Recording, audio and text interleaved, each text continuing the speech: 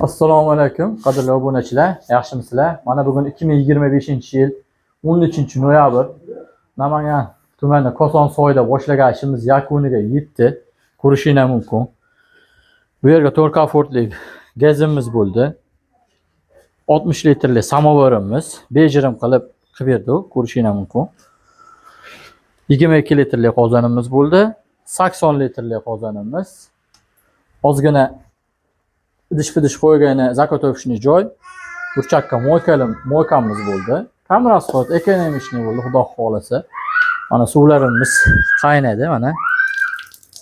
Samovarimiz suvi qaynadi. Mana yoqqanmiz, ko'rsatib o'tasiz. Bismillahirrohmanirrohim. Mana yoqqa kelib oladi. Mana. Tortini. Xudo xolasa. O'ta go'zal. Qozonga o't tegishini ham ko'rsatib qo'ying. Suvimiz qaynaydi. Suvni ham ko'rsatib qo'yasiz qaynaganini. Mana bunisi 22 taligi tortimi. Bu ham o'ta go'zal. Hammasi yaxshi. Mana samovarimiz. Hammasini yoqqanmiz. 3tasini mo'risi bitta piramida bo'lib chiqarib yubordi. Tepasi ikkinchi etaji o'y, ikkinchi etaji razbustroba qo'yib yuborganmiz.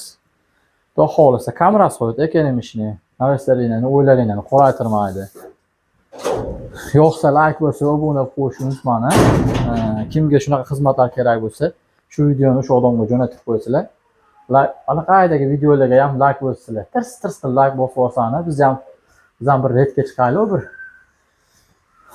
redda yursa yurimiz. Bizni kuzatib boring, bitkan obzorni qilib boramiz. Xudo xolasa, bundan da yaxshi joylarga qilgan ishlarimizni qo'yib boramiz. Obuna bo'lib qo'yishni unutmang. E'tiboringiz uchun rahmat.